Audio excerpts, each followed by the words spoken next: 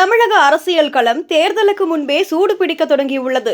வட இந்தியாவை மையமாக கொண்ட ஒரு அரசியல் ஆய்வு நிறுவனம் வெளியிட்ட கருத்து கணிப்பு திமுகவுக்கு எதிரான மனநிலை உச்சத்தில் இருப்பதாகவும் அதிமுகவுக்கு சாதகமாக காற்று வீசுவதாகவும் அதிர்ச்சி தகவலை வெளியிட்டுள்ளது. வட இந்தியாவை மையமாக கொண்ட political strategy opinion rating company நடத்திய சமீபத்திய கருத்து கணிப்பில் தமிழக அரசியல் களத்தில் பெரும் அதிர்வலைகளை உருவாக்கியுள்ளது. அந்த சர்வே முடிவுகளின் படி வரவிருக்கும் தேர்தலில் அதிமுக அதிக தொகுதிகளில் வெற்றி பெறும் வாய்ப்பு இருப்பதாக தெரிவிக்கப்பட்டுள்ளது.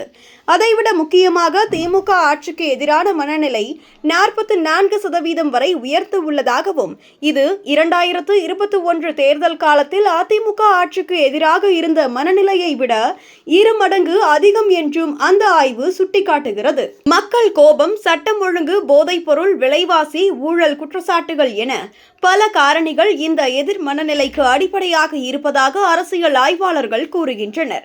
இந்த சூழலில் நடிகர் விஜயின் அரசியல் வருகை ஸ்பாயிலராக மாறும் வாய்ப்பு அதிகம் எனவும் அந்த சர்வே மறைமுகமாக எச்சரிக்கிறது.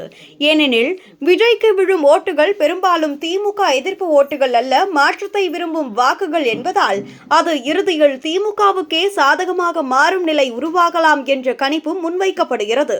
அதாவது விஜய்க்கு ஓட்டு போடுவது மறைமுகமாக திமுகவுக்கு ஓட்டு போடுவது போலாகும் என்ற அரசியல் வாசகமே இப்போது பலமாக பேசப்படுகிறது.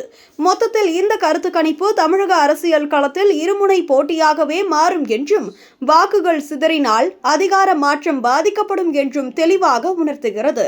தேர்தல் நெருங்க நெருங்க இந்த அரசியல் கணக்குகள் இன்னும் கூர்மையடையும் என்பதில் சந்தேகமில்லை.